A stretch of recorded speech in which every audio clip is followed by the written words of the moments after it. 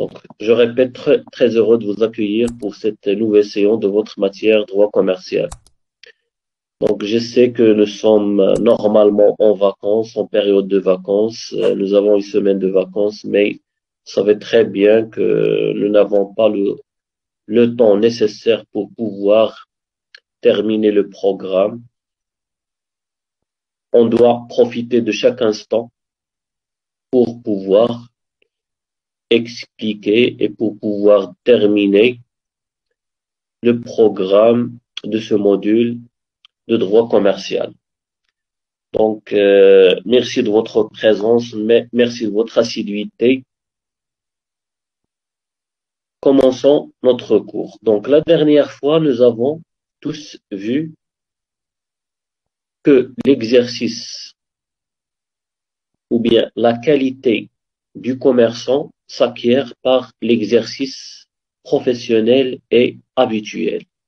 Ce sont deux conditions qui ont été relatées par le législateur dans les articles qui précisent les activités ou les actes accomplis par les commerçants. Le législateur n'a pas hésité de mentionner dans l'article 6 qui présente une liste indicative des activités commerciales que ces activités doivent être exercées d'une manière habituelle et professionnelle. Donc, ce sont les deux conditions qui procurent ou bien qui font procurer la qualité commerciale aux commerçants. Ensuite, nous avons dit que il ne s'agit pas seulement d'exercer d'une manière professionnelle et habituelle pour avoir la qualité du commerçant, mais il faut en plus avoir la capacité commerciale. Un mineur, une personne incapable ne peut pas exercer le commerce. Cela ne s'applique pas pour les sociétés commerciales qui acquièrent la qualité du commerçant par la simple constitution sous forme de société. Nous avons dit que la société anonyme, la société à responsabilité limitée, la société en commandite simple, la société en non collectif, la société en commandite par action et la société en participation lorsque son objet est commercial acquiert la qualité commerciale par la simple forme de la société. Donc, autrement dit, la question de capacité et d'exercice professionnel et l'habitude ne s'applique que pour les personnes physiques. Donc, cela dit, si par principe l'exercice du commerce est libre et c'est un principe constitutionnel comme on va voir tout de suite, ce principe de liberté d'exercer le commerce doit être tempéré, étant donné qu'un certain nombre d'obligations sont mises sur les épaules du commerçant qui veut exercer une activité commerciale. Donc, c'est l'objet de notre cours aujourd'hui, les obligations du commerçant. Donc, je répète, notre point de départ, c'est l'article 35, alinéa 3 de la Constitution de 2011, qui précise que l'État garantit la liberté d'entreprise et la libre concurrence. Cela veut dire que l'État doit garantir à toute personne, à tout citoyen, l'exercice du commerce d'une manière libre. Il doit s'exercer dans une atmosphère de concurrence libre et loyale. Donc, la liberté d'entreprendre est un principe constitutionnel qui permet à toute personne d'exercer l'activité de son choix, de s'établir là où il veut, de vendre et d'acheter les produits qu'il veut, bien sûr, sous réserve que ces produits ne sont pas prohibés par la loi, tels que la vente des stupéfiants, de la drogue, ainsi de suite. Donc, il y a une liberté totale. Je ne dis pas totale, mais il y a une grande liberté dans l'exercice du commerce. Cependant, si l'État garantit à toute personne d'exercer le commerce, il faut respecter un certain nombre d'obligations.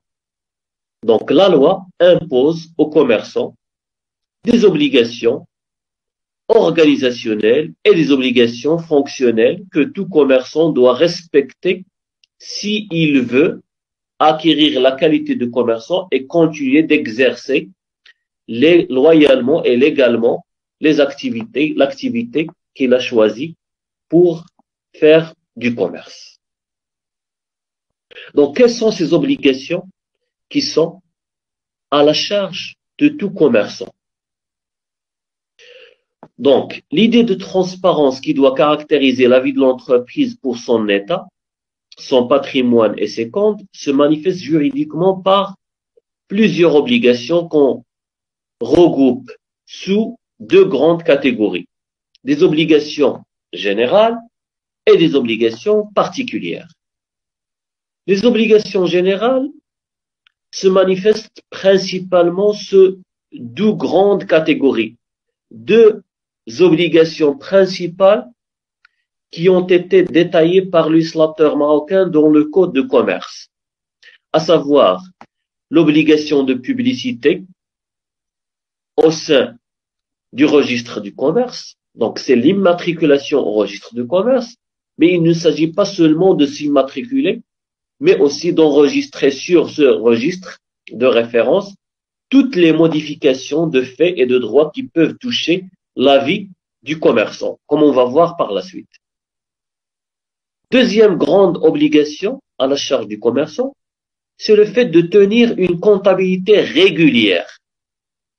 Tout commerçant doit tenir une comptabilité régulière qui se conforme à ce qui est édicté par le législateur dans la loi 0988 qui précise les obligations comptables et dont les termes d'application diffèrent selon la taille de l'entreprise, comme on va voir. Ensuite, on a, à côté de ces deux grandes obligations sur lesquelles on va revenir tout de suite, on a le respect du principe général de transparence qui rejoint le principe d'immatriculation au registre de commerce et le fait de tenir une comptabilité régulière. Si vous êtes déclaré au sein du registre de commerce comme quelqu'un qui exerce telle ou telle activité et qui s'établit dans tel ou tel endroit et qui tient une comptabilité régulière, dans ce cas, on peut dire que vous êtes un commerçant transparent. Voilà mes comptes, voilà où j'exerce, voilà ce que je fais, tout est transcrit. Donc, c'est le respect du principe général de transparence. À côté de ces obligations générales, il y a un certain nombre d'obligations particulières qui s'appliquent d'un commerçant à un autre selon sa taille, selon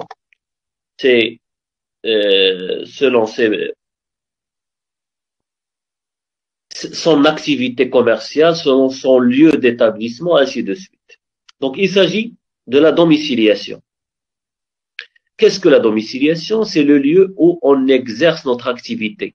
C'est notre adresse postale où les autres commerçants doivent nous trouver, doivent nous envoyer leur correspondance, où l'État, où le tribunal doit nous trouver ou bien doit nous envoyer des correspondances. Donc cette domiciliation, généralement, c'est le siège de l'entreprise, mais aussi parfois on peut choisir comme domicile lorsque, comme le précise la loi, on exerce une activité qui ne demande pas la réception du client ou bien la réception de marchandises, on peut choisir comme lieu de domicile un lieu d'habitation, par exemple. C'est le lieu où j'habite ou bien le local que je loue en tant que local d'habitation, je peux élire ce local comme domicile. L'essentiel, c'est que vous devez avoir une adresse où on doit vous contacter. Deuxième obligation particulière, le respect des formalités fiscales et administratives. Donc, lorsqu'on entend fiscal, ça veut dire c'est l'ensemble des déclarations que le commerçant doit faire auprès de l'administration des impôts. Le commerçant, s'il gagne de l'argent, il doit payer des impôts. Et même s'il ne gagne pas, il doit quand même payer un certain nombre de redevances, d'impôts qui restent fixes. L'impôt sur les sociétés légères est payable en fonction de ce que vous avez gagné. Si vous avez des travailleurs avec vous, des employés, des salariés, vous devez vous conformer à toute la législation du travail. Vous devez faire adhérer vos salariés à la CNSS. Vous devez payer les salaires selon la législation du travail. Vous devez déclarer les salariés. Vous devez aménager le lieu de travail selon les dispositions légales, ainsi de suite. Si vous exercez un certain nombre d'activités qui demandent une autorisation, il faut avoir cette autorisation avant de commencer votre travail. Si vous exploitez un chantier qui demande des licences, par exemple, le fait d'avoir d'exploiter un brevet, il faut avoir une licence d'utilisation. Parfois, il faut des agréments, tels que l'exploitation des mines et des carrières, ainsi de suite. Donc, là, ce sont des obligations particulières qui se rapportent aux activités selon la nature de l'activité commerciale exercée. Est-ce clair? Donc, je vous ai dit que parmi toutes ces obligations que nous avons présentées, restent les principales obligations que tout commerçant doit respecter. Il s'agit de l'immatriculation au registre de commerce et de l'obligation de tenir une comptabilité conforme à ce qui est édicté par la loi 08/99. Donc, le législateur marocain distingue dans le code de commerce entre ces deux grandes obligations qui sont, dont les termes sont énoncés dans les articles 18 à 26 du code de commerce pour les obligations comptables et la conservation des données, et pour dans l'article 27 à 78 du code de commerce pour les obligations de publicité au registre de commerce. Commençons par la publicité au registre de commerce. L'obligation de publicité, la principale obligation qui permet d'acquérir la personnalité morale pour les sociétés et qui permet d'avoir un certain nombre de droits vis-à-vis des tierces. En l'absence de cette publicité, vous pouvez subir des conséquences graves comme on va voir par la suite. Donc, vous pouvez vous demander pourquoi le législateur a obligé tout commerçant à se enregistrer sur le registre de commerce. La justification reste l'obligation de protection des droits et des biens des tierces. Donc, si on veut protéger les droits et les biens des tierces, il faut que le commerçant se déclare, se manifeste, publie ce qu'il est en train de faire. Voilà pourquoi il devient nécessaire aux particuliers et à l'État de posséder certaines informations qui concernent les commerçants, leur capacité, leur situation familiale et aussi matrimoniale, ce qui sont mariés, ainsi de suite, pouvoir et prérogatives des dirigeants sociaux lorsqu'il s'agit de sociétés, d'entreprises, de personnes morales, ainsi que le statut juridique de certains biens se trouvant dans l'entreprise, ainsi de suite. Bref, comme vous allez voir avec moi, un certain nombre d'informations, le législateur a précisé une liste exhaustive des informations qui doivent figurer sur le registre du commerce pour pouvoir identifier ce que font les commerçants et comment ils le font. Donc, comment peut-on s'enregistrer sur un registre de commerce? Donc, l'inscription au registre du commerce se fait auprès des tribunaux, soit du tribunal de première instance, d'abord auprès du tribunal de commerce, en l'absence du tribunal de commerce, c'est auprès du tribunal de première instance. Ça, c'était avant. Mais avec l'entrée en vigueur de la loi, avec la promulgation de la loi 1888-17, qui n'est pas encore entrée en vigueur, parce qu'on attend toujours la publication des textes d'application.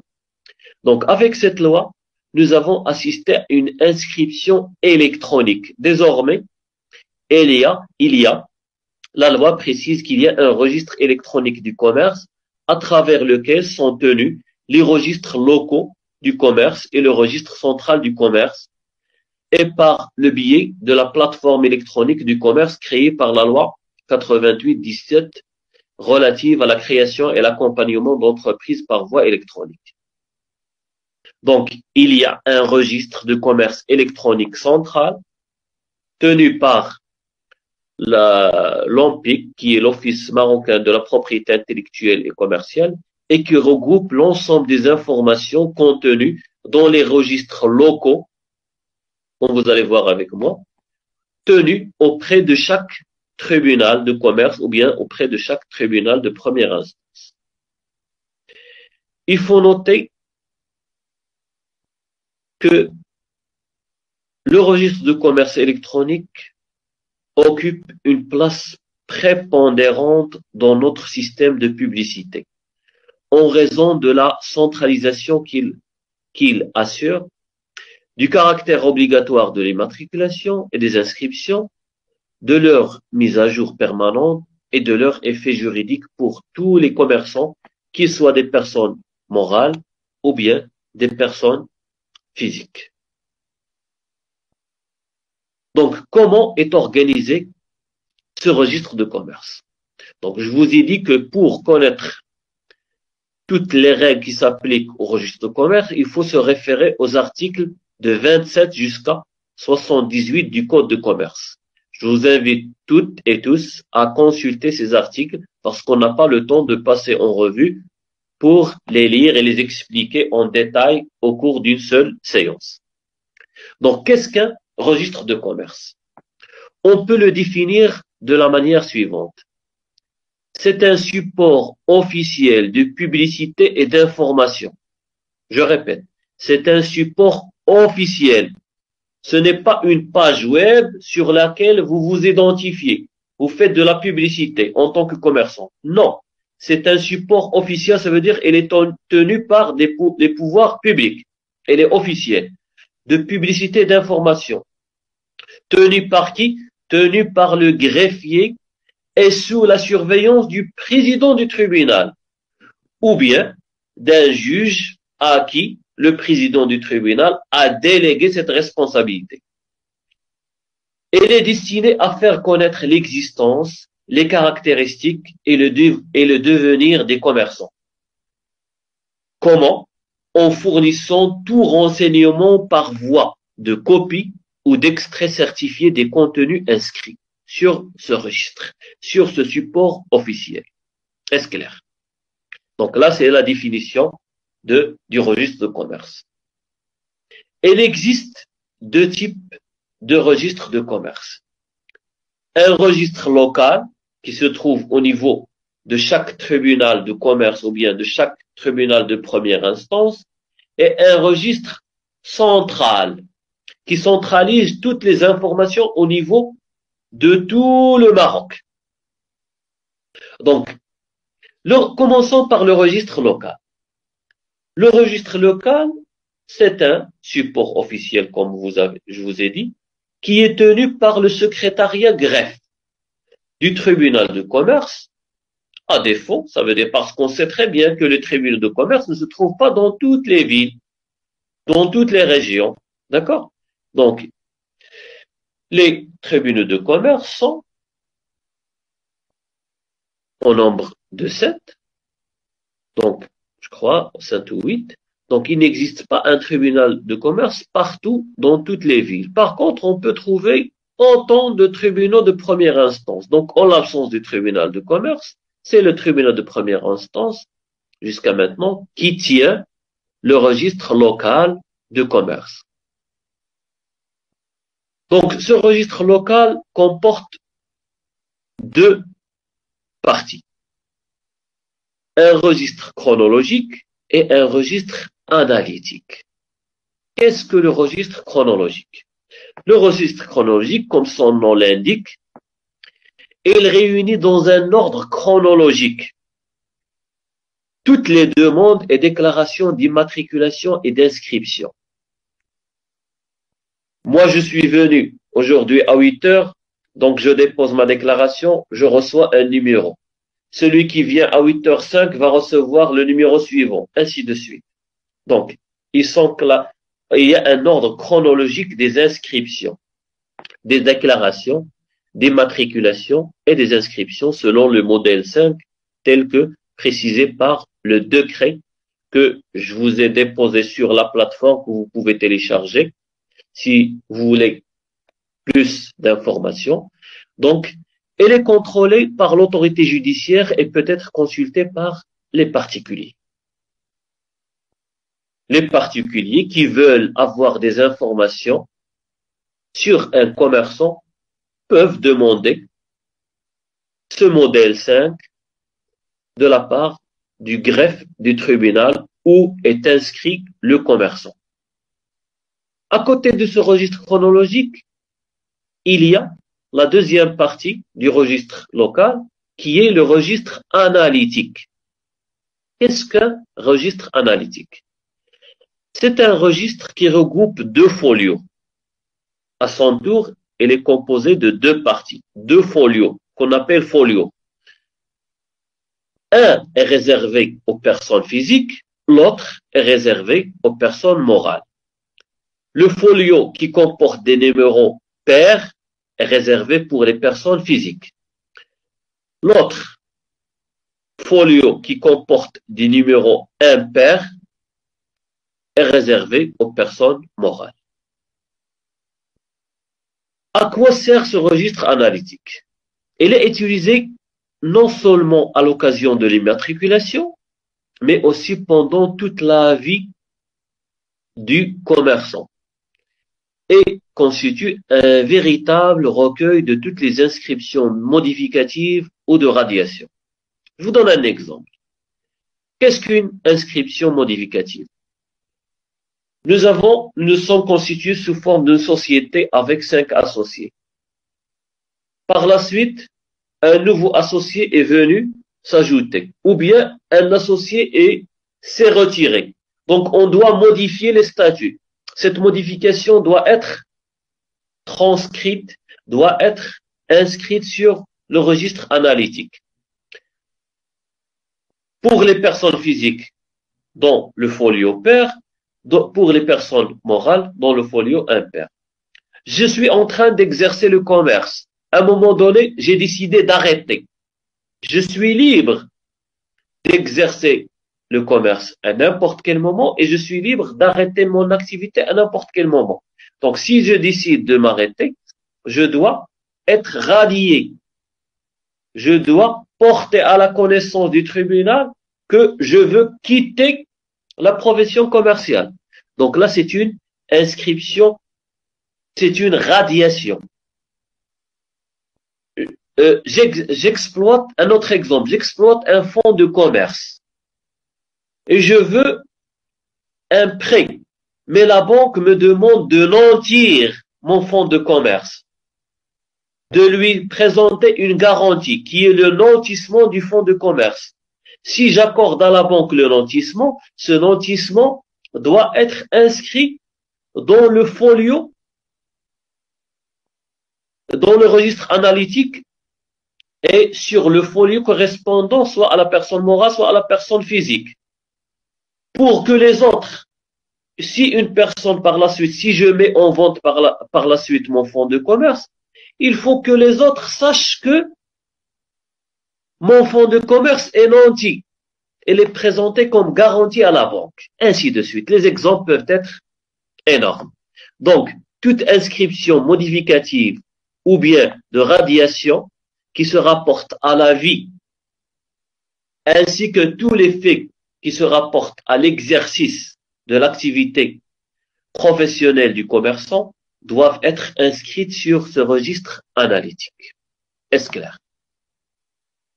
Maintenant, une fois ces informations enregistrées au niveau local, il existe un registre central au niveau de Casablanca qui est tenu par l'Office marocain de la propriété intellectuelle ou commerciale, qu'on appelle OMPIC, en abréviation.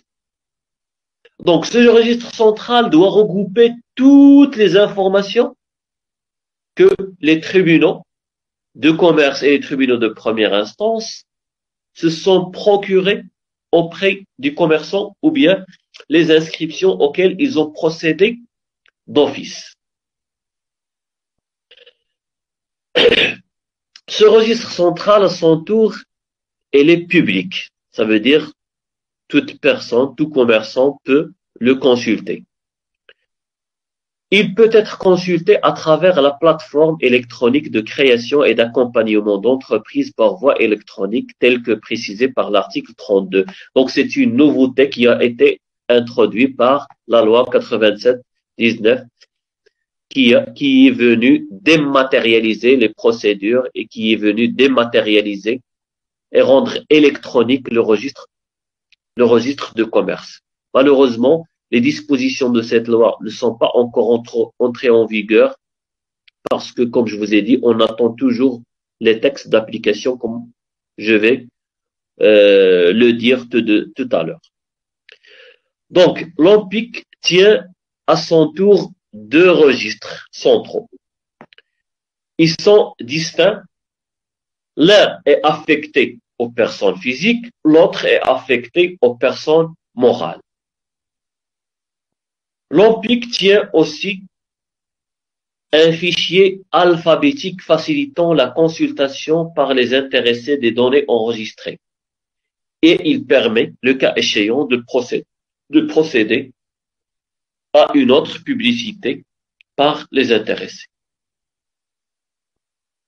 Il centralise les renseignements des registres locaux et délivre des certificats et des copies des inscriptions lorsqu'un commerçant veut s'informer sur telle ou telle entreprise ou tel commerçant, notamment lorsqu'il veut conclure avec lui un contrat. Donc, moi, je vais m'engager avec un commerçant qui se trouve à Dakhla, par exemple, ou à Rabat, à Casablanca.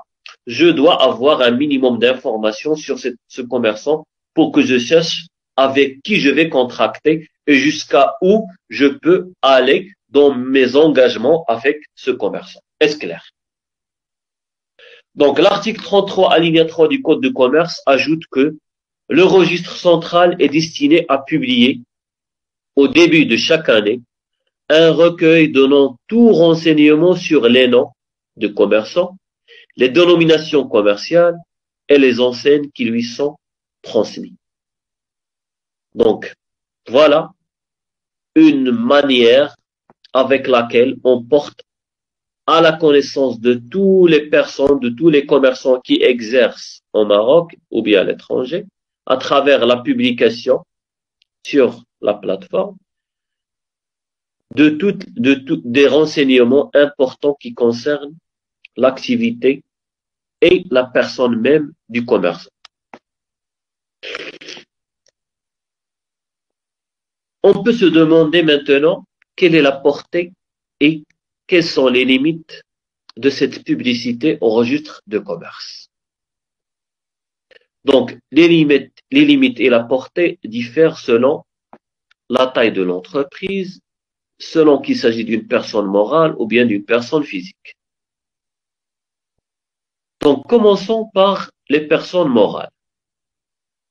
La loi sur les sociétés anonymes, c'est-à-dire la loi 1795, dans son article 4, la loi sur les autres sociétés commerciales, c'est-à-dire la loi 596, lorsque je dis les autres sociétés commerciales, je veux dire par là la société à responsabilité limitée, la société en nom collectif, la société en commandite simple, en commandite par action, et la société à responsabilité, en participation lorsque son objet est commercial. Aussi la loi sur la liberté des prix, c'est-à-dire la loi 699 dans son article 51, toutes ces lois imposent à tous les commerçants immatriculés au registre de commerce de reproduire sur leur papier de commerce, qu'il s'agit de factures, correspondances, bons de commande, actes et prospectus, le numéro analytique et le lieu du tribunal auprès duquel ils sont immatriculés. C'est ce que précise le législateur dans l'article 49 du Code de commerce. Il précise que les commerçants doivent faire figurer, qu'il s'agit de personnes morales ou bien physiques, doivent faire figurer sur tous les papiers qu'ils utilisent, qu'il s'agit facture, bon de commande, acte, prospectus, leur numéro d'identification. Le numéro d'identification au commerce, c'est le numéro du registre de commerce. Donc, même si le registre de commerce constitue un document public à la disposition des usagers du service public, le droit de l'utiliser n'est pas absolu, il n'est pas arbitraire. C'est-à-dire qu'il ne bénéficie qu'aux commerçants et plus généralement aux personnes et institutions qui ont intérêt à le consulter. Et si vous voulez le consulter, vous devez payer. Ça veut dire moyennant des frais. Si le législateur impose aux commerçants de publier un certain nombre d'informations dans le registre de commerce, c'est pour porter à la connaissance des autres commerçants qui peut-être vont contracter avec eux. Donc, pour savoir quelle est leur situation juridique, est-ce qu'ils ne sont pas en redressement judiciaire, par exemple? Est-ce qu'ils n'ont pas, ou oui ou non, ont mis en garantie un certain nombre d'actifs, ainsi de suite. Donc, je répète, si le registre est public, il ne profite qu'aux autres commerçants. Et si vous voulez une information, vous devez payer. Là, c'est une limite à la publicité au registre de commerce. L'autre portée ou bien limite de la publicité au registre de commerce. Le législateur précise que pour protéger la réputation et les intérêts du commerçant, le législateur précise dans l'article 77 du Code de commerce qu'il est interdit de mentionner sur les copies et extraits les faits et inscriptions nuisibles aux commerçants lorsqu'ils ne sont plus justifiés. Ça veut dire, une personne, par exemple, qui a un commerçant qui avait des difficultés financières qui l'ont amené à être déclaré par le tribunal de commerce au redressement judiciaire. Mais, heureusement, ce redressement judiciaire a abouti et le commerçant s'est retrouvé sur pied et il a trouvé les fonds nécessaires pour se remettre sur pied et de continuer son activité commerciale. Donc, à quoi bon on va transcrire sur une fiche demandée par un autre commerçant que moi, en tant que commerçant, j'étais en redressement ou bien en liquidation judiciaire. Là, ce sont des informations qui sont dépassées. Il n'est pas justifié aujourd'hui de le déclarer parce que tout simplement, il va porter et il va nuire, pardon. Il va nuire à ma réputation. Il va nuire à mes intérêts. Il va empêcher les autres commerçants de conclure des contrats avec moi.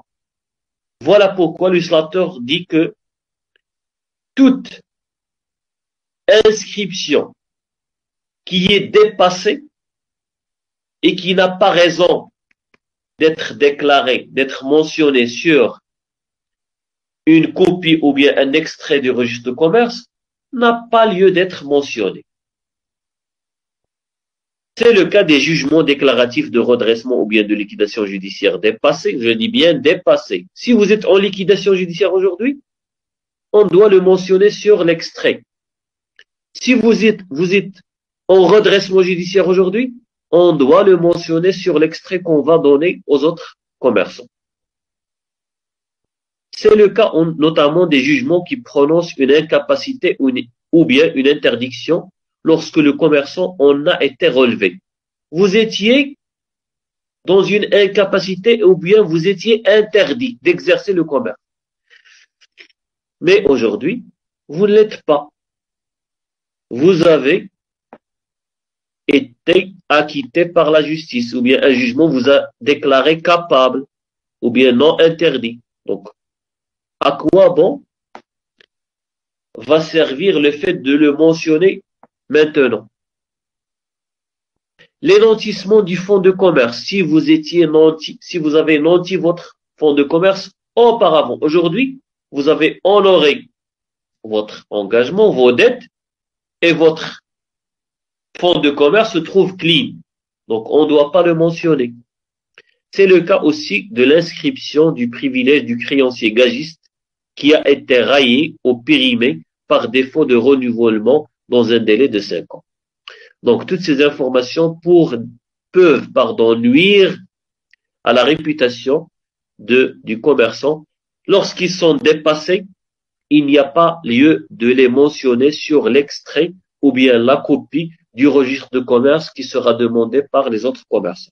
Est-ce clair?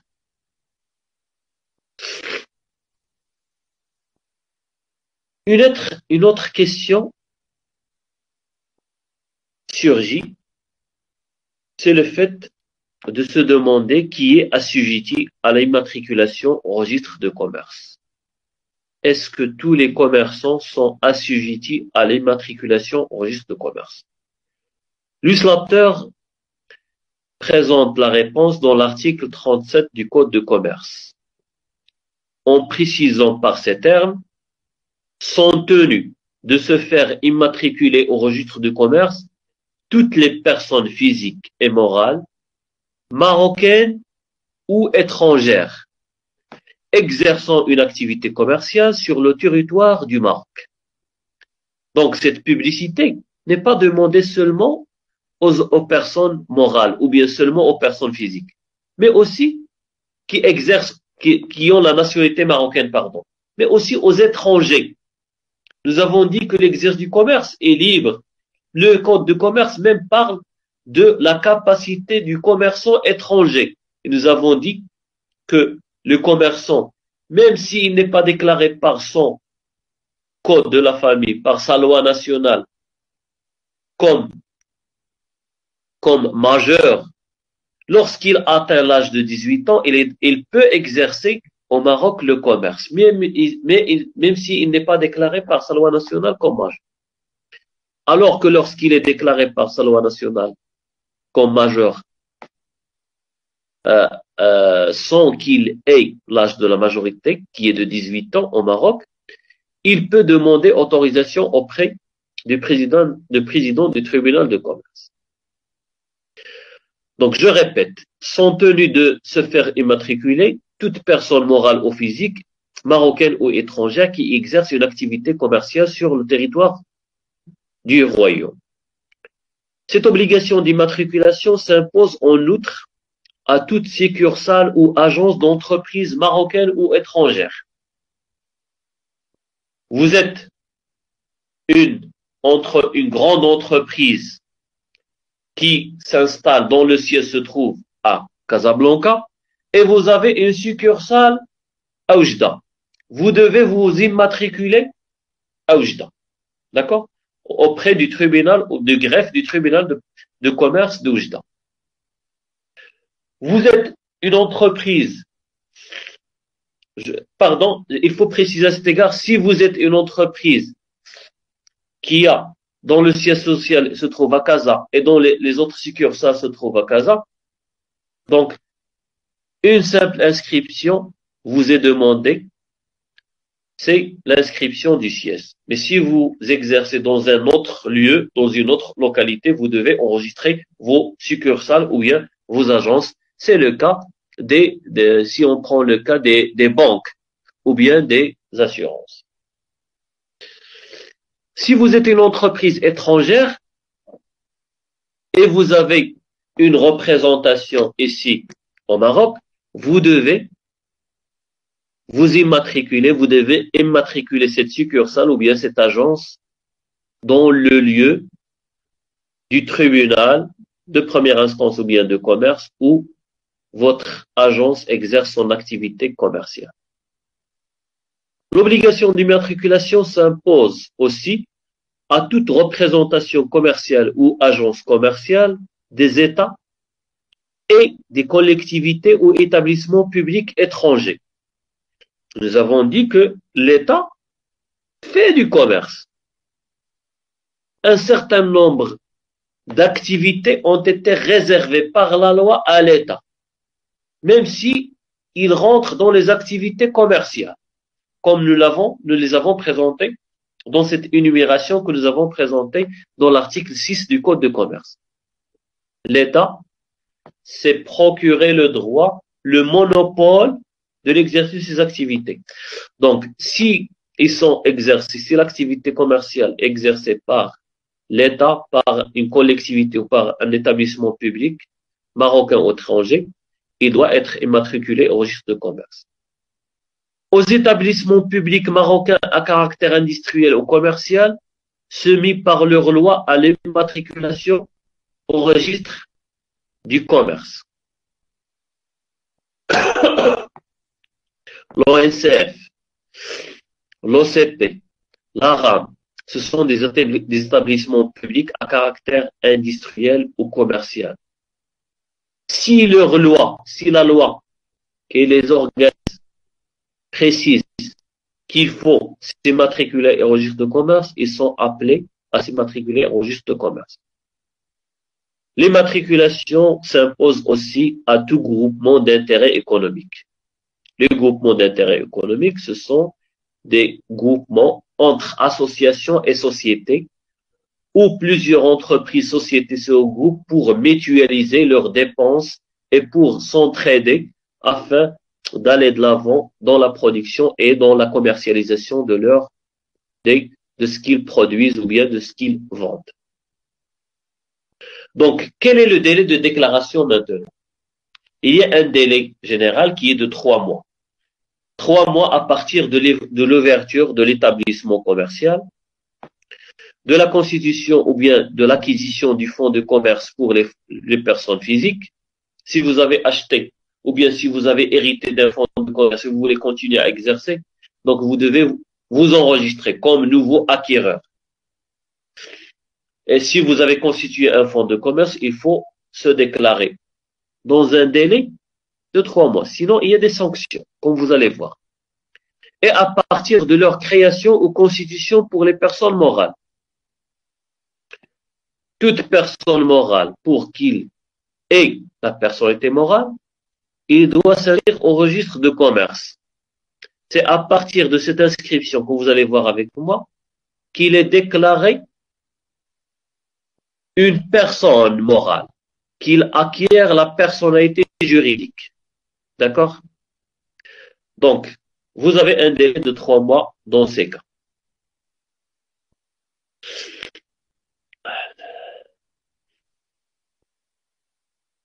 Maintenant, quelles sont les mentions que vous devez faire figurer dans le registre de commerce? Donc, lors de l'immatriculation, il existe un certain nombre d'informations précisées par le législateur dans le code de commerce qui doivent nécessairement figurer dans le registre local du registre de commerce. On distingue entre les mentions relatives aux personnes physiques et les mentions relatives aux personnes morales. Mais généralement, ils s'apparentent l'une aux autres. Pour les personnes physiques, l'article 42 et 43 précisent qu'il faut faire figurer le nom, prénom, adresse personnelle, numéro de la carte nationale, ou bien la carte d'immatriculation si vous êtes un résident étranger qui exerce le commerce au Maroc, ou bien le numéro de passeport pour les étrangers non résidents au Maroc, ou bien toute autre pièce d'identité en tenant lieu. Ensuite, le nom sous lequel il exerce le commerce. Par exemple, État Chaoui, entreprise Mohammadi, ainsi de suite. Il y a lieu, s'il y a lieu, son surnom ou son pseudonyme. Si vous exercez le commerce avec un surnom ou il y a un pseudonyme, pardon. L'autorisation qui leur a été donnée pour exploiter les biens du mineur. Si vous êtes un tuteur légal ou bien testamentaire, vous devez produire l'autorisation d'exploiter les biens du mineur. Le régime matrimonial du commerçant étranger, ce qui est marié. Activité effectivement exercée. Le lieu où est situé le siège de son entreprise ou son principal établissement et celui des établissements qui en relèvent, situés au Maroc ou à l'étranger, et le lieu de domiciliation si ce sont des entreprises qui n'ont pas un siège, mais qui sont domiciliées chez un autre commerçant ou bien dans le lieu de résidence.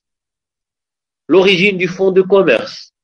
Est-ce qu'il a reçu le fonds de commerce? Est-ce qu'il a acquis le fonds de commerce par une cession, vente par exemple, achat, ou bien par une radiation, jugement de redressement, liquidation, interdiction, main levée, acte affectant le régime matrimonial du commerçant étranger, etc.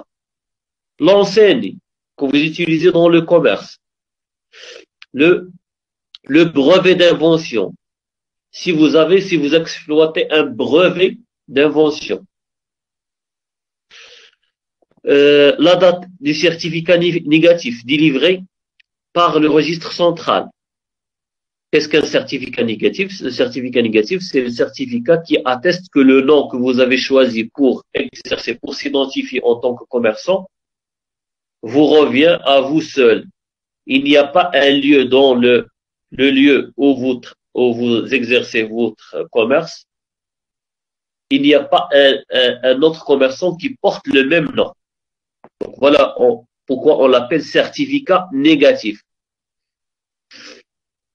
Ensuite, le nom, prénom, date, lieu de naissance, ainsi que la nationalité des fondés de pouvoir. Si vous avez des fondés de pouvoir, les personnes à qui vous avez donné pouvoir pour agir au nom de la société.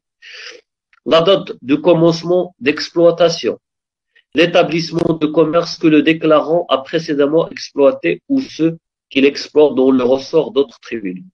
Donc voilà, ce sont les différentes mentions obligatoires qui doivent figurer lors de l'immatriculation d'une personne physique. Pour les personnes morales maintenant.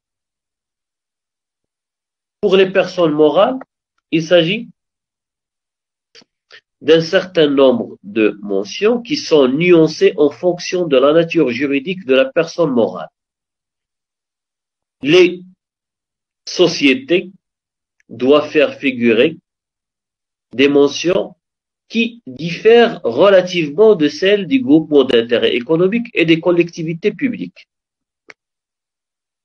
Ainsi, l'article 45 et suivant du Code de commerce précise que pour les sociétés, les mentions qui doivent figurer sur le registre de commerce sont des mentions semblables à celles des personnes physiques.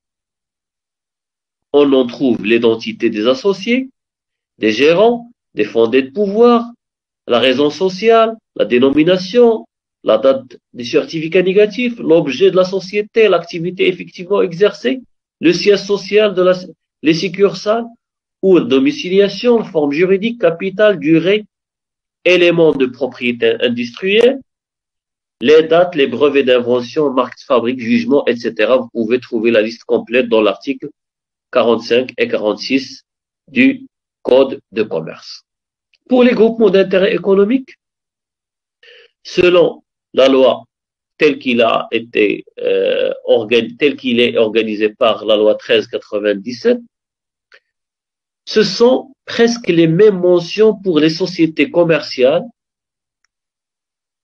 c'est-à-dire on trouve la dénomination du groupement, l'adresse du siège, l'objet, la durée, l'identité des dirigeants, ainsi de suite. Donc vous pouvez trouver la liste complète des informations dans l'article 48 du Code de commerce. Pour les collectivités publiques maintenant, lorsqu'on parle de collectivités publiques, ça peut être des EPIC, ça veut dire des établissements publics à caractère industriel et commercial. Ces établissements publics à caractère industriel et commercial sont soumis à des lois qui les organisent. L'OCP est réglementé par une loi, l'OSCF, ainsi de suite. Donc, ils sont soumis par leur loi. S'ils sont soumis par leur loi à l'immatriculation au registre de commerce, ils doivent faire figurer aussi un certain nombre d'informations qui concernent la forme, la dénomination, le siège ou des principaux établissements, la dépendance. S'il s'agit de collectivités ou établissements publics étrangers, ça veut dire leur dépendance à l'étranger ou bien au Maroc, les enseignes, le certificat négatif, l'identité dirigeant, fondé de pouvoir, date, et ainsi de suite. Donc tout cela est précisé dans l'article 47 du Code de commerce. Bref, on peut dire que les inscriptions qui concernent, ou bien les différentes informations qui concernent l'immatriculation des personnes physiques s'apparentent à 90% des informations ou bien des mentions obligatoires qui doivent figurer et qui concernent les personnes morales, qu'il s'agisse de sociétés, de groupements d'intérêt économique ou bien de collectivités publiques. On peut se demander à ce stade quels sont les effets des inscriptions au registre de commerce.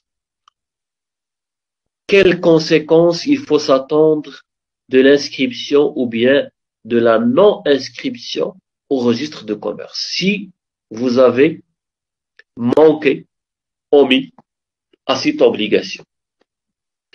D'abord, l'inscription au registre de commerce fait présumer aux commerçants la qualité commerciale.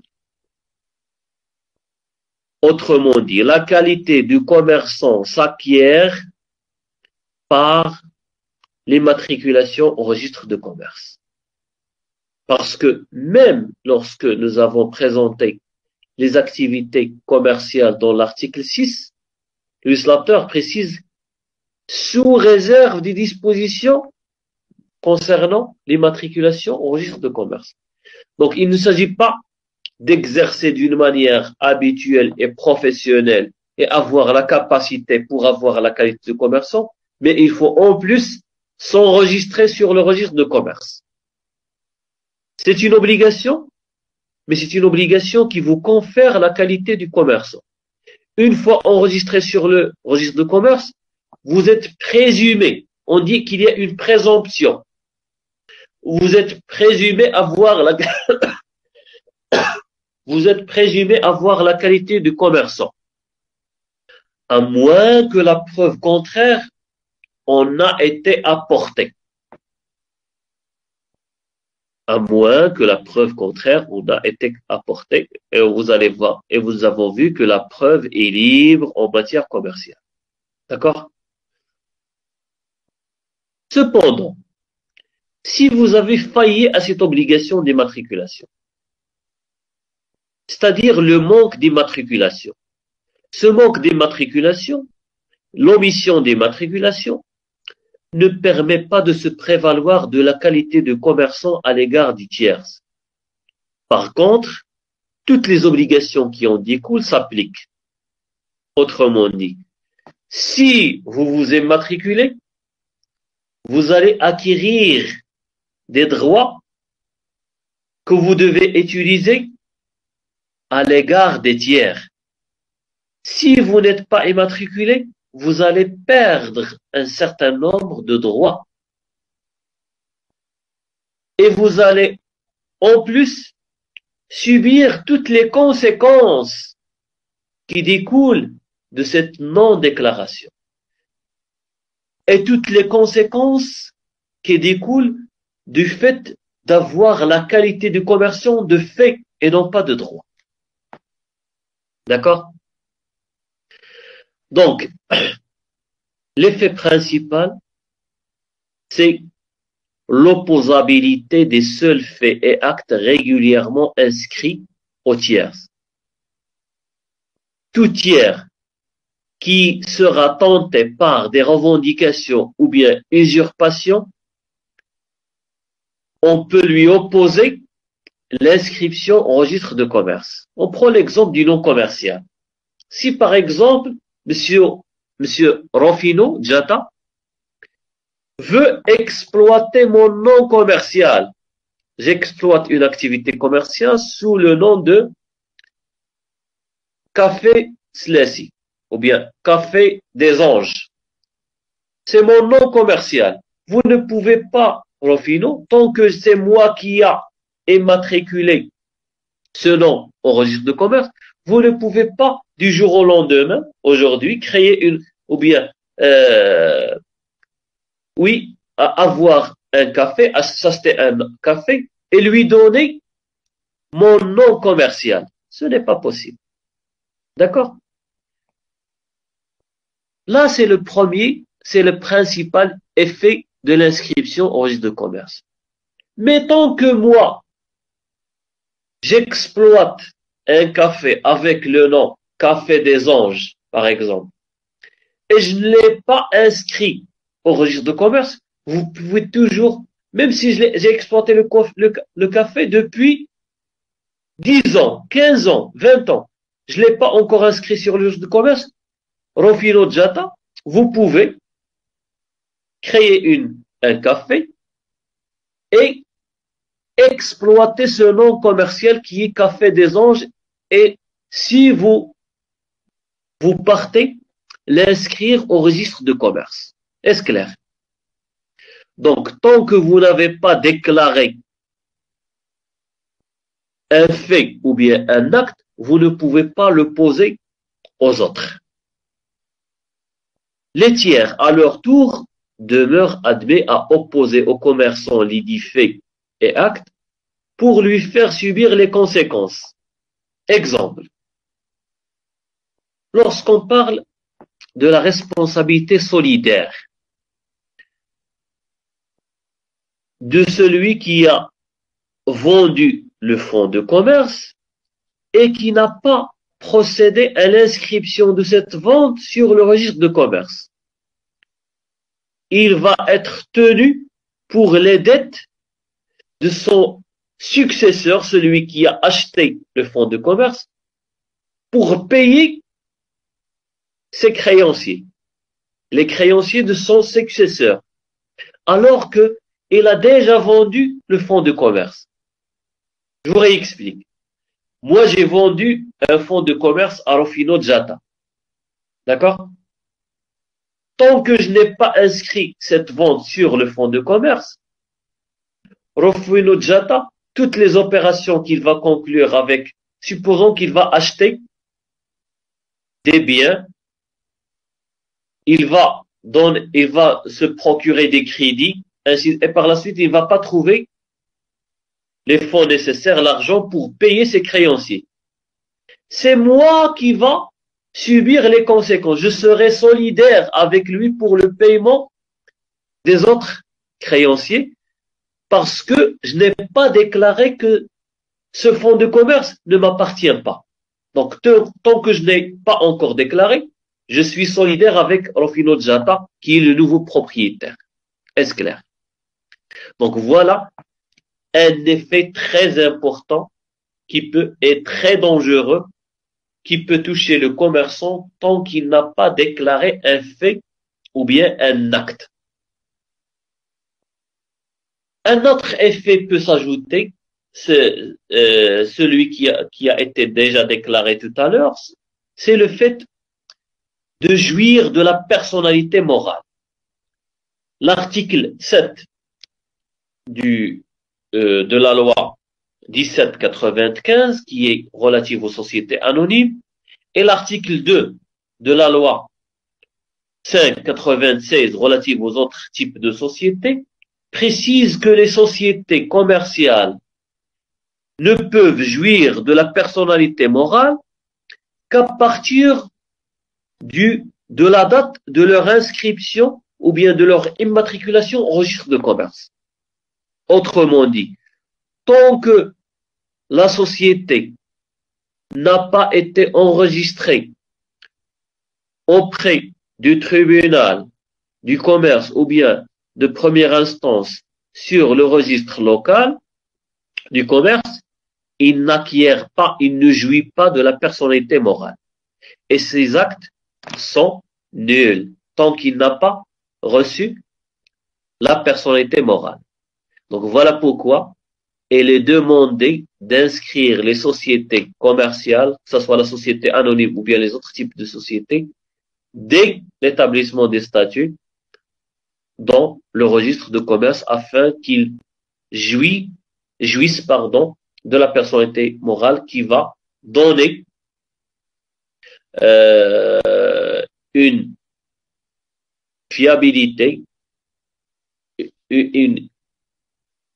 qui va donner droit à tous les actes qui seront accomplis au nom de la société.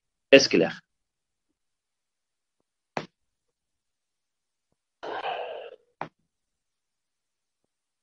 Donc, tout à l'heure, je vous ai dit que si jusqu'à maintenant, on enregistre les sociétés sur un registre local tenu par papier, la loi 88-17 a introduit une nouveauté qui est la tenue d'un registre électronique.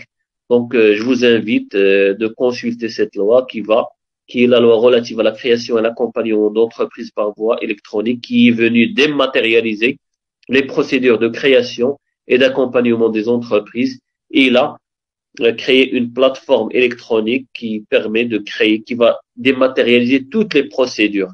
Donc, cette loi a permis de passer par, ou bien obligera, Inch'Allah, obligera par la suite, une fois les textes d'application verront le jour, même si la loi a précisé que les textes d'application doivent être promulgués dans un délai maximum d'un an. Ce délai n'a pas été respecté malheureusement par le gouvernement et le gouvernement piétine encore à donner naissance à ces textes d'application qui vont dématérialiser les procédures de création et toutes les formalités relatives à cette création des entreprises, mais aussi des inscriptions au registre de commerce. Donc, passons maintenant à la deuxième. Quelles sont, les sanctions maintenant? Quelles sont les sanctions du défaut d'inscription au registre de commerce? Donc, si vous ne procédez pas à l'inscription et à la matriculation au registre de commerce, le législateur précise dans les articles 62 à 66 que les commerçants, personnes physiques et morales, peuvent être frappés de sanctions pénales telles que précisées ici. Si vous avez omis d'immatriculer ou bien de mentionner sur les papiers de commerce le numéro d'identification au registre de commerce, vous êtes frappé d'une amende qui peut aller de 1000 dirhams, à 5000 dirhams. Maintenant, si vous êtes de mauvaise foi et vous avez déclaré une information inexacte, ce n'est pas par inadvertance, mais c'était voulu. C'était de mauvaise foi. Vous avez déclaré de mauvaise foi une information pour faire tromper les autres. Vous êtes toujours vous avez toujours, vous avez toujours présenté votre fonds est toujours en garantie, il est en gage, et vous avez déclaré que vous avez produit une information, un papier qui justifie que votre fonds de commerce est clean. Là, c'est une indication inexacte et elle est de mauvaise foi. Dans ce cas, vous pouvez être frappé d'un emprisonnement d'un mois à un an, ou bien d'une amende, ou bien les deux. L'amende qui s'élève de 1000 dirhams jusqu'à 50 000 dirhams. D'accord? Mais le plus important, c'est l'emprisonnement qui peut vous toucher chaque fois que vous avez agi de mauvaise foi pour déclarer une information inexacte. Voilà, c'est tout ce qui concerne la première et la principale obligation qui est qui est à la charge du commerçant, qui est l'obligation de publicité au registre de commerce. À côté de cette principale obligation, on a la deuxième grande obligation qui est l'obligation de tenir une comptabilité. Cette obligation de tenir une comptabilité se décline en plusieurs obligations comptables. Voilà pourquoi j'ai nommé ici le deuxième titre, les obligations comptables du commerçant. Donc, certes, la tenue d'une comptabilité régulière constitue une obligation majeure et caractéristique du statut du commerçant. Cette obligation se traduit par des écritures en chiffres des différents mouvements qui affectent les éléments actifs et passifs du patrimoine de l'entreprise. Il faut noter que ces écritures doivent être portées selon la monnaie nationale, étant donné que vous allez produire votre comptabilité au fisc marocain. Voilà pourquoi la comptabilité doit être tenue selon la monnaie nationale et non pas étrangère, même si vous êtes une entreprise étrangère. Donc, quelle est l'utilité de cette comptabilité? Cette comptabilité, elle est indispensable à la bonne gestion de l'entreprise, à l'information de ses membres et partenaires sur sa situation financière et patrimoniale et à une application ajustée de nombreuses dispositions, notamment fiscales.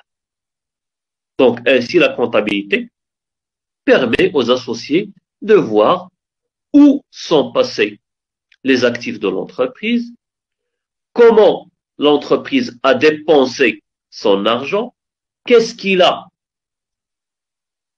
reçu comme bénéfice, ainsi de suite.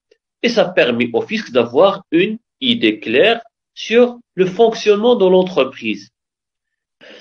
Donc, le législateur marocain dans le Code de commerce n'a pas présenté toutes les caractéristiques de la comptabilité qui doit être tenue par le commerçant. Il n'a pas présenté toutes les règles dans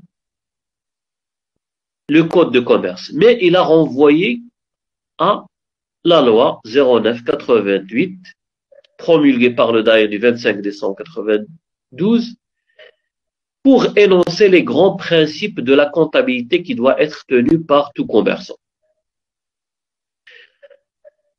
Le Code de commerce ne fait que ajouter des précisions sur ses applications pratiques.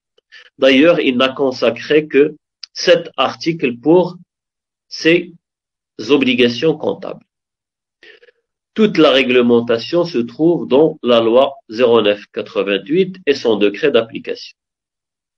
Donc, le législateur commercial complète les obligations comptables du commerçant par l'obligation d'ouvrir un compte bancaire ou bien postal, tel que stipulé par l'article 18 du Code de commerce, d'effectuer par chèque barré ou par virement tout paiement d'une valeur supérieure à 10 000 dirhams, tel que précisé dans l'article 306, et d'établir des factures qui obéissent à la réglementation présentée par la loi 0699 relative à la concurrence et à la liberté des prix. Donc, la loi 0908, auquel renvoie le Code de commerce, précise que la tenue d'une comptabilité régulière doit se faire à travers les documents comptables suivants. On en distingue trois grandes catégories. D'abord, les livres comptables, qui sont d'abord le livre journal, tel que son nom l'indique, c'est un livre où sont transcrites toutes les opérations journalières que l'entreprise ou bien le commerçant a effectuées dans le cadre de l'exercice de son commerce. Vente matériel X, il doit être quel est le prix? Achat de cela, quel est le prix?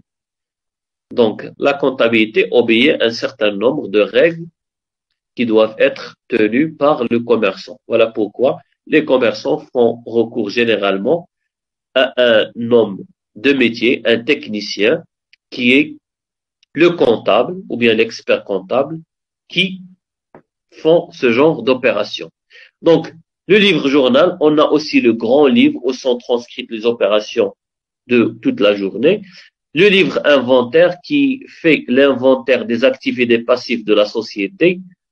Donc, ces documents sont établis et tenus sans blanc.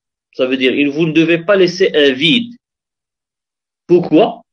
Législateur vous empêche de laisser un vide pour faire rentrer une information, une inscription d'ici 2 ou 3 jours. Chaque opération doit être transcrite le même jour. Si les pouvoirs publics ou bien le fisc a procédé à une vérification de votre comptabilité et il a trouvé un vide, vous serez sanctionné. C'est toujours la transparence qui doit régner. En application du principe de transparence que nous avons présenté au début de cette séance, vous ne devez laisser aucun blanc pour le remplir par la suite. Ni altération. Ça veut dire vous ne devez rayer aucune information. Si vous avez marqué une information et vous vous êtes rendu compte que vous l'avez transcrit par faute, il y a des procédés pour corriger, mais vous ne devez pas rayer. D'accord? D'ailleurs, ces documents sont cotés et paraphés par le greffier du tribunal. Coté, ça veut dire quoi? Il porte un numéro, une cote. Donc, cote, ça veut dire un numéro.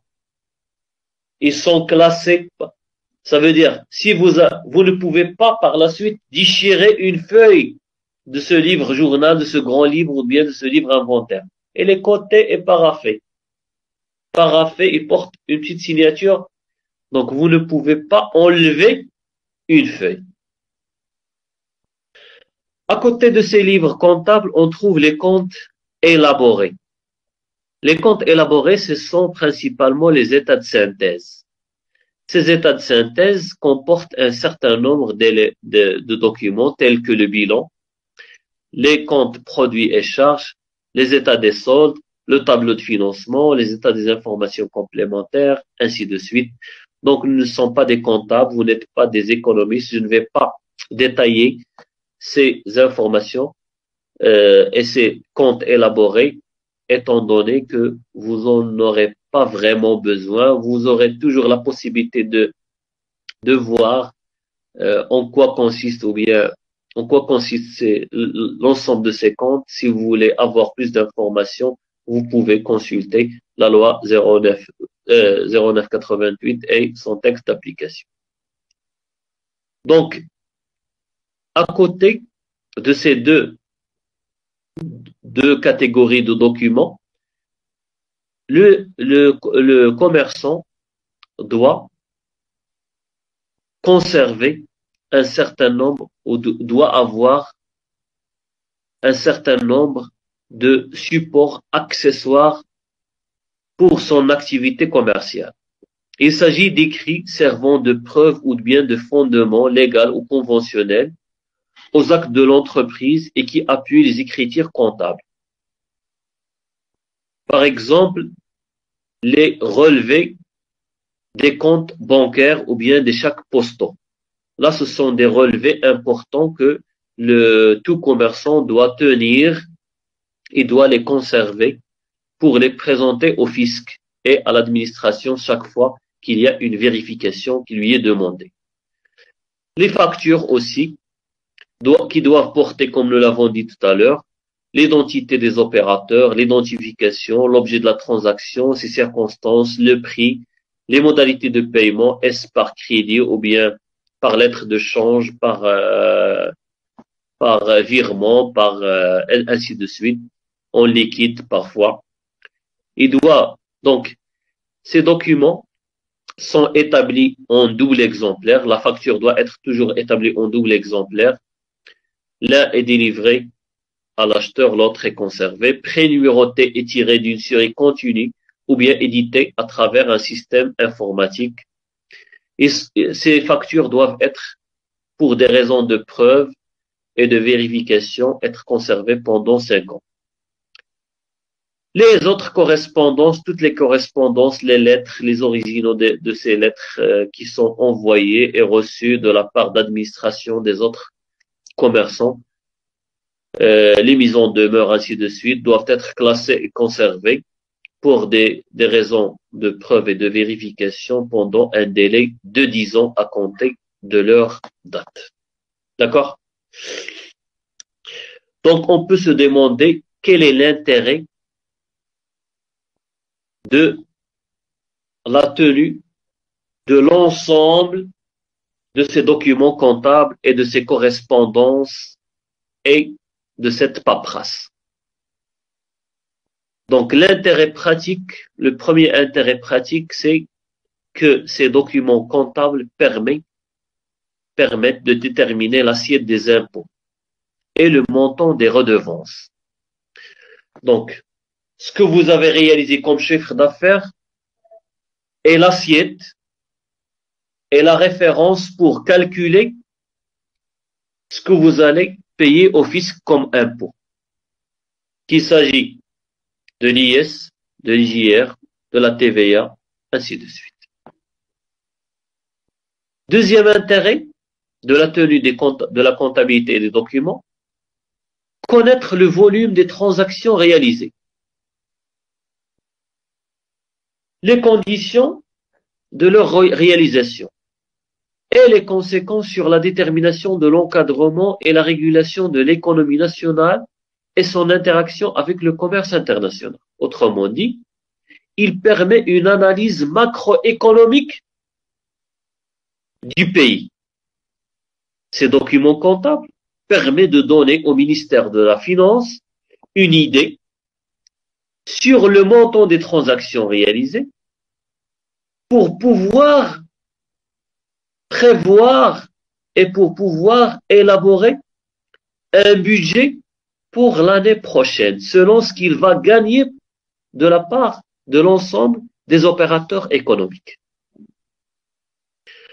Troisième intérêt pratique, il permet de déterminer les besoins des consommateurs, les besoins des producteurs, les besoins des importateurs et les besoins des exportateurs, et éventuellement les besoins de la politique économique du pays. Grâce à ces documents comptables, on peut avoir des informations nécessaires pour évaluer les besoins de tous les opérateurs économiques. Quatrième intérêt, l'entreprise, grâce à ces documents, à cette comptabilité, connaîtra mieux l'état de sa caisse, connaîtra mieux l'état de ses dettes, de ses créances, et par conséquent de ses forces et de ses faiblesses. Grâce à cette comptabilité, l'entreprise peut s'autoréguler et chercher des moyens de financement et chercher des secteurs d'activité qui vont lui procurer des bénéfices recherchés et de laisser tomber toute activité qui ne rapporte plus. Il sera alors plus avisé pour atténuer son passif et améliorer son actif, calculer ses prix et ses chances de gain. Cinquième intérêt pratique, cette comptabilité et ces documents sont des moyens de preuve très sûrs de la prospérité et des difficultés de l'entreprise opposables aux autres commerçants. Moi, en tant que commerçant, je peux utiliser ma comptabilité pour justifier devant le juge que, effectivement, j'ai donné cela, j'ai vendu cela, j'ai payé ma créance. D'accord? Je peux demander la comptabilité de l'autre commerçant pour justifier un fait ou bien un acte déterminé. Sixième intérêt pratique, ils permettent de faciliter le choix de la procédure de traitement des difficultés de l'entreprise. Si vous êtes une société qui est en difficulté financière, en revenant aux chiffres transcrits sur votre comptabilité, en revenant aux grands livres, aux états de synthèse, on a une idée claire sur la façon avec laquelle ou bien la méthode qu'on doit adopter pour redresser la situation dans l'entreprise. Ils permettent enfin de fonder les responsabilités des régions fautives. Si nous avons trouvé dans la comptabilité des dépenses qui ne sont pas légaux, ou bien dont on a relevé qu'il y a une escroquerie, donc on peut toujours se baser sur ces informations pour poursuivre les dirigeants qui ont commis ces fautes de gestion, qu'ils soient intentionnelles ou bien non intentionnelles. Est-ce clair? Ce qui nous intéresse le plus, c'est ce côté juridique de la tenue des comptabilités et de la conservation des documents. Donc, c'est ce que j'ai appelé ici les intérêts juridiques de la preuve commerciale. Je vous ai dit que parmi les intérêts pratiques, il permet de fonder la preuve. Donc, la preuve en matière commerciale, nous avons dit qu'elle est libre. Rappelez-vous ce que nous avons dit lors de la troisième séance, lorsque nous avons parlé des intérêts juridiques et pratiques de la qualité du commerçant. Nous avons dit que la qualité du commerçant permet de rapporter la preuve par tous les moyens. Mais il y avait des dérogations, il y avait des degrés, il y avait des tempéraments à cette liberté de preuve. Donc, la preuve ici peut être apportée par l'entreprise détentrice des documents comptables ou contre elle. C'est ce que précise le législateur dans l'article 19 et 21 du Code de commerce, mais aussi dans les articles 433 à 436 du Dahir des obligations et des contrats. Il se dégage deux cas de figure. D'abord, entre deux commerçants et pour fait de commerce. Là, c'est le premier cas de figure.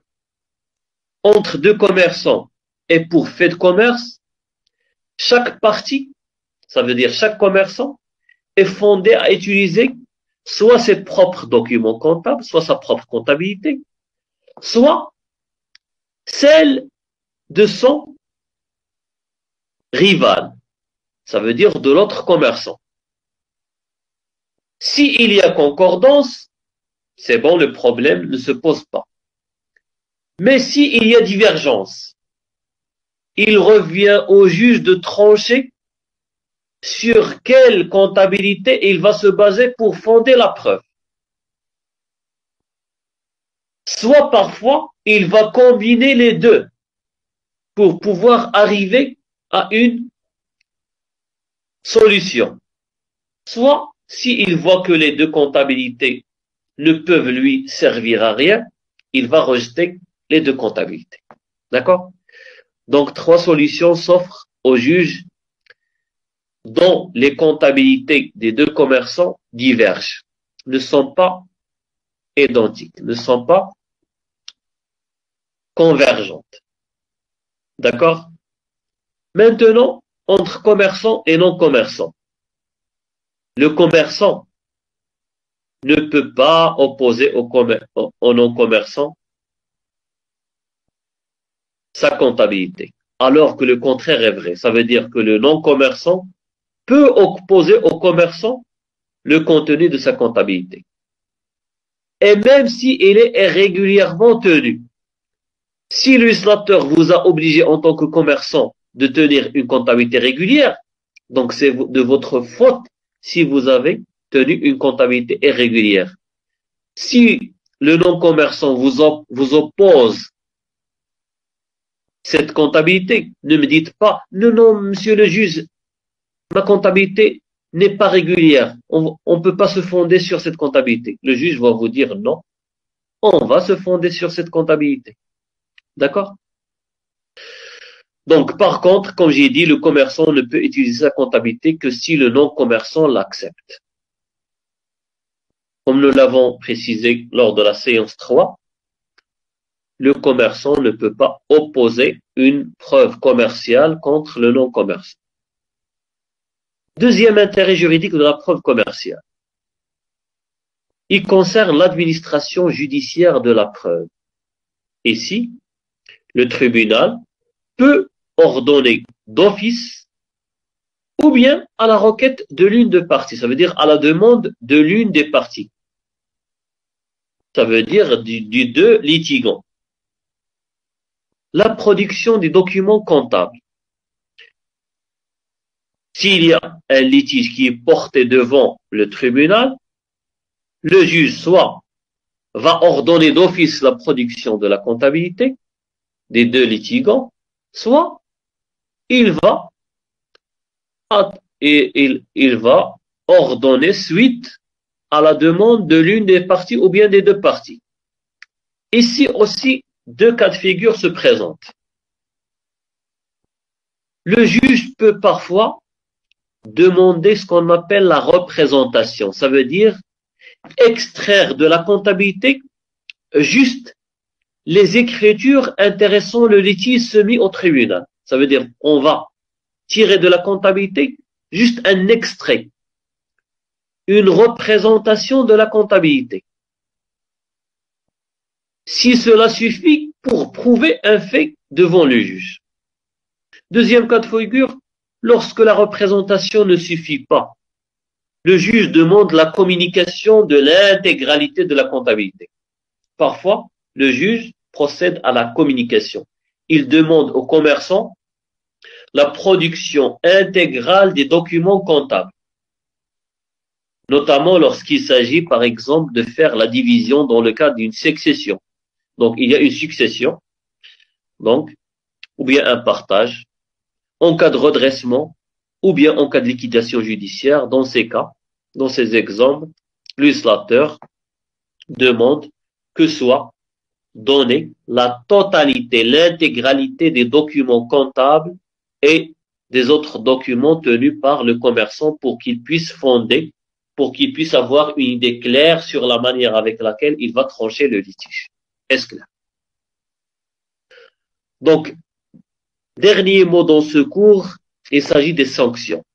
Donc, quelles sont les sanctions en cas d'inobservation de ces obligations comptables? On distingue entre les sanctions professionnelles énoncées par le Code de commerce et les sanctions répressives énoncées par le droit fiscal et par le droit pénal. Le Code de commerce précise que les documents comptables irrégulièrement tenus perdent leur finalité de moyen de preuve pour le commerçant, alors que les tiers victimes peuvent les lui opposer, comme nous avons vu tout à l'heure.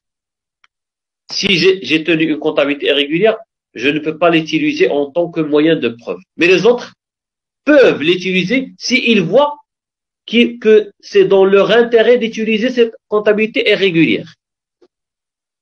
Les commissaires aux comptes doivent refuser la certification de toute comptabilité quand ils estiment qu'ils ne se conforment pas aux dispositions légales. Donc, qu'est-ce qu'un commissaire aux comptes? C'est une profession libérale, c'est un expert comptable qui certifie les comptes des sociétés, notamment la société anonyme ou bien les autres sociétés qui sont appelées à embauché à avoir un contrat avec un commissaire aux comptes. En cas de difficulté de l'entreprise, les articles 738, 740, 745 à 748 du Code de commerce soumettent les dirigeants récalcitrants à des sanctions lourdes, telles que la déchéance. La déchéance qui est une sanction commerciale, comme nous l'avons vu auparavant, qui frappe les commerçants et qui ne leur permettent pas d'exercer une profession d'un dirigeant ou bien d'un gérant d'une société pendant un délai de 5 ans et par conséquent, ils ne peuvent pas se présenter aux élections, ainsi de suite. Ou bien l'interdiction. On peut interdire une personne par un jugement d'exercer telle ou telle profession. À côté de ces sanctions professionnelles, il existe des sanctions beaucoup plus lourdes qui sont des amendes et l'emprisonnement qui est prononcé par le droit, par le code pénal et par le droit fiscal. Donc l'administration fiscale peut rejeter les comptabilités qui ne sont pas tenues dans les formes prescrites par la loi. C'est ce que précise l'article 23 de la loi sur les obligations comptables, à savoir la loi 09/88.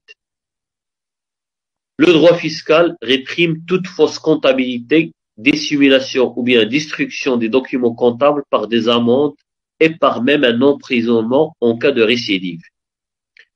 Et finalement, le code pénal punit le faux, la tentative et sa simple utilisation. Donc, toute utilisation d'un faux document, d'une tentative, la simple tentative, ou bien la simple utilisation d'un faux dans la comptabilité est sanctionnée par les articles 357 à 359. Aussi est considéré délai de banqueroute le fait de soustraire, de détourner ou de dissiper tout ou partie de son actif, tel que précisé par les articles 754 à 756 du Code de commerce. Voilà, donc ce sont des sanctions qui peuvent être des sanctions lourdes et qui peuvent aller jusqu'à l'emprisonnement chaque fois que le commerçant ne tient pas une comptabilité régulière ou bien qu'il utilise de faux documents et qu'il agit de mauvaise foi pour tromper à la fois le fisc et les autres commerçants.